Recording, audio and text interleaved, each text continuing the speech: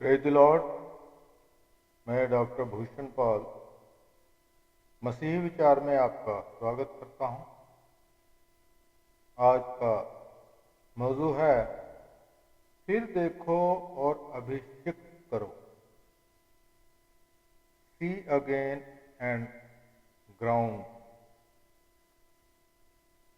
आज के मौजू पर हम पवित्र बाइबल मत्ती की अंजील उसका चैप्टर 6 और 30 आयत से शुरुआत करते हैं।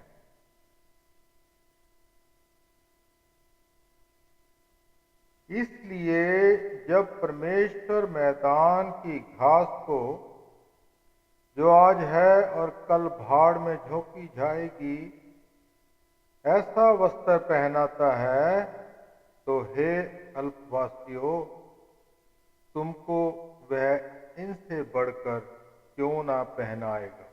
मसीह की अंजील है 1 खुदावंद की 23 तारीख को। तो आज की बात करते हैं कि यीशु का एक सादगी भरा कहना हमारे लिए हमेशा एक कठिन सवाल बन जाता है। यदि हम खुद सादगी भरे नहीं हैं, तो हमें यीशु की सादगी कैसे आ सकती है। उसके आत्मा को ग्रहण करने के द्वारा, उसको पहचानने और उस पर भरोसा करने के द्वारा। जब वह परमेश्वर का वचन लाता है, तो उसकी आज्ञा का पालन करने के द्वारा जीवन में एक अद्भुत सादगी आ जाएगी। ध्यान करो, यीशु कहता है कि यदि तुम्हारा पिता जो मैदान की घास को ऐसा वस्त्र पहनाता है, वह तुम्हें कैसे वस्त्र पहनाएगा यदि तुम उसके साथ अपने संबंध को सही रखो। जब जब हम आत्मिक संगति में पीछे हटे हैं, यह इसलिए हुआ है क्योंकि हमने यीशु मसीह का अपमान करते हुए यह समझा है कि हम उससे ज्यादा जानते हैं। हमने संसार की चिंताओं को अंदर आने दिया है और अपने स्वर्गीय पिता के इनसे बढ़कर को भूल बैठे। आकाश के पक्षियों को देखो, उनका प्रमुख उद्देश्य यह है कि वे अपने अंदर पाए जाने वाले जीवन के सिद्धांत को माने और परमेश्वर उनकी देखभाल करता है। यीशु कहता है कि यदि आप उसके साथ सही रिश्ता रखते हैं, तो और अपने अंदर वास करने वाले उसके आत्मा का कहना मानते हैं, तो परमेश्वर आपके परों की देखभाल करेगा। जंगली सोसनों का ध्यान करो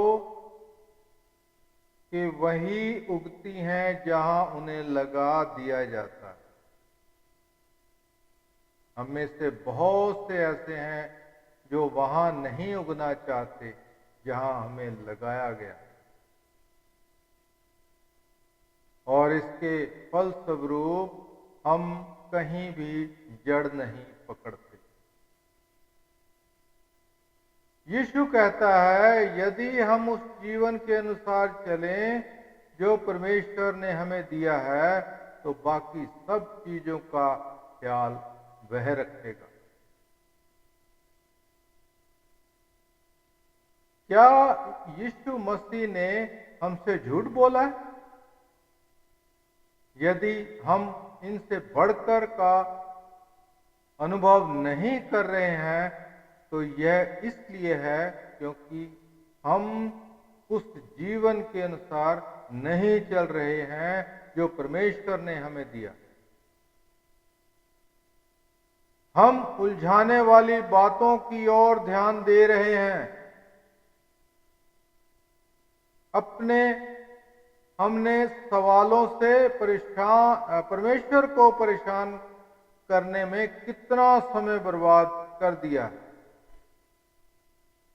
जबकि यह समय उसके काम पर ध्यान लगाने के लिए इस्तेमाल करना चाहिए था।